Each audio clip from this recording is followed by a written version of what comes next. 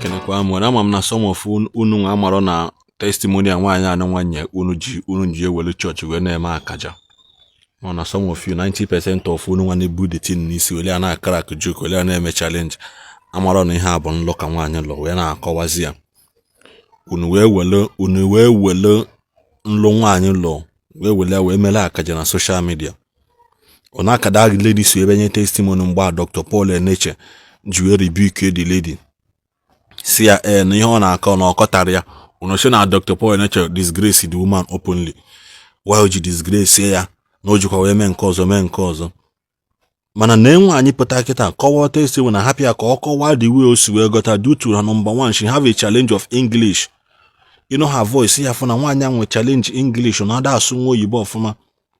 But that doesn't stop her from that doesn't stop God from doing what he did in her life.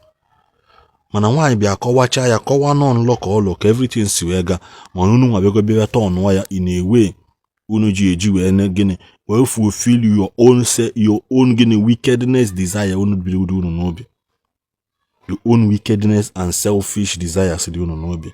Mma hapụ unu ka unu gene the full testimony unu gechazia ya mma na chiata azụ ka nkwu ihe nchọrọ ikwu na the comment section. Onwekwa ihe ọzọ ikwu iti nke gị na comment section, then unu gechada this video mma na chiata azụ ka nkwu ihe ọzọ ndị m n'obi, because some of you na-akpazi nkụ na ajọ ọhịa, and ajọ ọhịa na-akwado ili some of you people. Unu na-pay attention. I am not choosing you, wicked man. Who are you? Correct. Where is God of my pastor power? Then begin shivering. And say, oh yeah, give me the gun. I collect one. I put them for my shoulder. I collect the second. I put them for my shoulder. I collect the third one. I carry it for hand. I'm choosing praise the Lord. Hallelujah. I carry the gun. One woman asked me, the gun and collect. No bullet inside. I open it. I see bullet. All of them begin fall down. Say, Mama, forgive them. I said, no. Then say, make he shoot me. Now I will shoot you. Yes. Then say, make I not shoot you them. I said, no, okay. I go carry you go report for my GO. All of them kneel down begin beg me. Say, make I not report them for GO. Yeah, please, make I forgive them. Then pay them money to kill me, to break my leg, that I will not walk again. I said, now, I said, make I not report for GO. My GO said, I will not keep the gun for my house. I will carry the gun for police station. Oh yeah, 3 of them, oh yeah, follow me. Then begin follow me to police station. Choosing praise the Lord. Hallelujah. We reach the police station. I wanted to talk, and I wake up. Choosing praise the Lord. Hallelujah. And I wake up, and only one of them run. And that three remain for police station. I wake up. Amen. I said, the God of choosing, who has delivered me. Even not be God of choosing, today I will not walk. That's true. I don't know that is somebody I'm paying for my debt. Yes, so ama m n'unu anụghị mana wickedness dị unu n'obi ama nkwe ka unu mara nke bụ eziokwu ka unu wee na-efolo. Unu egechago this video keta kpaa aka esi na onwere ihe unu ghọta na ya. A lot of people circulate we ọ bụ na ị ka na-aga church in this 21st century. Shame on you. You can eme nke azọ. Shame on you. You can eme nke shame on you. Yes, I'm proud of it. Nka na-aga church. Ọsụkọ ya bụle in the 28th century ka na-abịa abịa. My generation will serve God. My children will worship God. Mmaso unu me abrakadabra. Mmaso unu criticize something that has brought a lot of change in our society. Mmaso unu criticize ihe unu na-ajụ ajụ.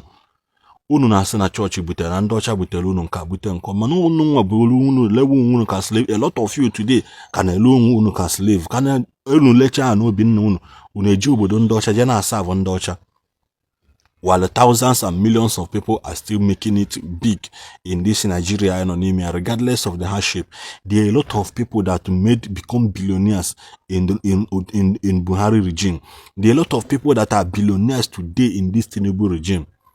Despite the hardship, despite the condition of the country, despite the situation of the country. Chika barasa na mahi sunu stutu igwe na-acha ha acha maka na gịnị nọ na-agbawa aka. Isoro itie igwe na-achara acha, ọ bụ na ịbụ ọkpụ ụzọ iwe itie igwe na-achara acha n'ọkụ, ọ ya agbawa aka. So biko ndị be anyị, don't allow anybody ịkwabagi n'ọhịa n'ihe anụnwa na-akwado ime. Don't join them as a form of cruise. Nothing is cruise. Ekwensu adịrọ stupid. Ekwensu adịrọ stupid, because one thing about Satan is that you will think that you know what you are doing while you don't know what you are doing. Go all around and ask question. Ndị gagolu udu jan unu na-aga kịta. Ndị gagolu this journey unu na-aga kịta. Ka ihe isi n'anya dị ha. Kedu ebe ha nọ today? Ndị niile amụọkụ Christianity before, kedu ebe ha nọ today? Unu kana ebidokwa abahana in every generation. There are still people that will come out and rebel against the God who has let their ancestors out in slavery. Somebody be a Jumbo Sana, Papa Moses should come and explain why his laziness concerning why a journey that shouldn't last him more than 40 days, you take up to 40 years, Ujiwegaya, that he should come and explain his laziness and say, what kind of mindset did he have batala in him? All in a mid to satisfy people, in a mid to Nata Mark Zuckerberg, ego denia, ego onwe. Why can't you be real? Why can't you be original? Why can't you be flexible? No blameless, so that when you be found wanting, then when again you hear everybody just want to trend. Everybody want to say things, even when you don't have anything to say. Go and watch me very well. If I don't have anything to say, you will not see me post anything. How can woman no wrong when you know wrong like this? You never respect you onwe. Maka mboso ya abu bolu mboso ya abu opotazia ka ewe juhazia sena kedo onye di ha. Kedu ihe onye do tu onye do tu akwulu. Maka ada amacha ama, because why no n'ime adu omemi, why no n'ime amegine, all the very very deep. You will not understand what I'm saying until you bidogi. A lot of people na pagali today on where hane blame church. Nigeria is blessed with so many mineral resources. Go to Zamfara today, ana mine gold na Zamfara. Go to Zamfara today, ana mine gold. Ana mine gold. You are hearing it for the first time. Maybe you know bugia. Kedu natural resources chukuna jibegozia. Neya na very soon, very very soon within the news and now I discover another mineral resources between Enugu and Anambra State. Between Enugu and Anambra State, I discover another mineral resources. When we call oil, which the thing and now no keep on ground now. We discover kwala nka na akọwakwa ya una hapu ihe unu kwesịrị people na aga abroad ka ha mụta ihe when that changes in their society. Man, a lot of you na abroad n'izuzu ya lo una amara ihe ebe elela na nye gị ego ka iwe gawa obodo obi ihe anata make people proud. Ịnọrọ di ya na-akọ ihe na-agbaka moto na-eti ọnụ ihe na-agbaso gwa people will go there, make their money, make their income and come back and develop the ebe ha si wepụta bring change in the society. Una dono na akpọkwugharị ka ọ dịnụ.